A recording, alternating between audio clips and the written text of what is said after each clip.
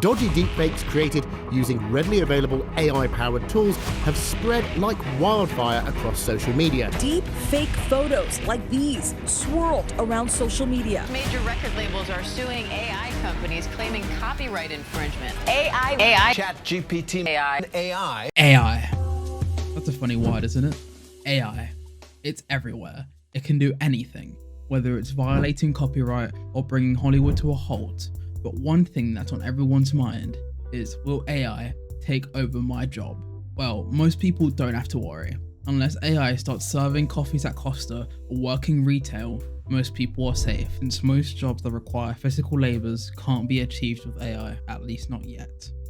But for many of us in creative industries, it's a very different reality. So a question many of us want answered is, could AI take over the job of a game developer?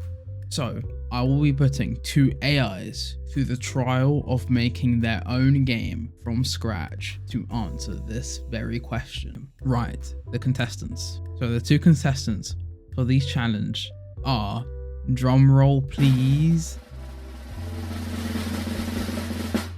Google's Gemini and OpenAI's ChatGPT.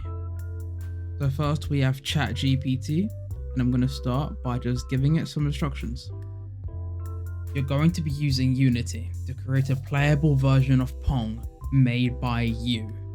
Please create a plan on how you're going to create this. Step 1. Create a Unity project. Then organize the project with a scene, scripts, sprites, and prefab folder. Luckily, most of this is already done for us. So now all I need to do is create the scripts, sprites, and prefabs folder. Step 2. Use a sprite to create the background. So far so good, interesting place to start, but it works. Then create the walls using a 2D collider. Using 2D sprites, create 2 paddles, and using a circular sprite, create the ball. Right, so ChatGPT seems to be cruising along, so let's see how Gemini is doing. Well, Gemini has given very similar instructions to ChatGPT. It's going to be interesting to see how they differ along the way. The first 2 instructions are very similar to ChatGPT. However, Gemini seems to jump straight into the gameplay instead of starting with the background like ChatGPT did. So I think Gemini might have the edge over ChatGPT here, at least for now. Well, let's let Gemini be and go back to ChatGPT. I think it's about time we start doing some coding. So ChatGPT outlined what we need to do to get basic gameplay. However, I can't program this myself since that's like the only rule. So ChatGPT, could you please use the instructions you provided to program the player movement? And finally, we have a full script. It took a while, but it looks fine. So let's add it to the game and see how that turns out. And when we hit play, well, it hasn't crashed. The paddles are gone. Well, the problem here is simply that the paddles are under the background. But I'm not gonna lie, this confused me for a second. And does this work? That's strange. Luckily, ChatGPT offered the solution fairly quickly. However, the script had a few more issues. Both paddles moved at the same time, which obviously doesn't really work for Pong. The paddles were also very choppy, but ChatGPT managed to fix this issue by moving the movement code, the fixed update function, and telling me to create a new input for the other paddle. But this was the extent of ChatGPT's abilities, since the ball script didn't fare any better. After testing, the ball seemed to just glide along the surface of the roof until it hit one of the sides, which would then cause the ball to teleport back to the center. After trying to get ChatGPT to fix this, I eventually gave up and moved over to Gemini.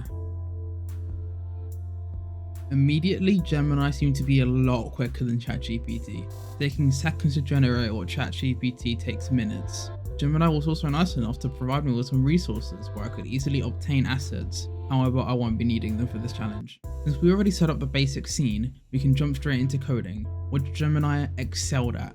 It gave me the code for the ball and paddles instantly, although after testing, this code wasn't great. However, it quickly fixed these issues. But no matter how hard I tried to get Gemini to restrict the ball's initial angle so it wouldn't fly straight up, it failed.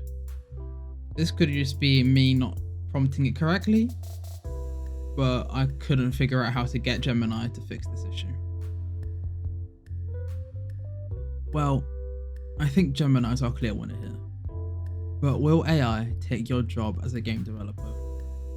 Well, no. Probably not. At least not yet anyway.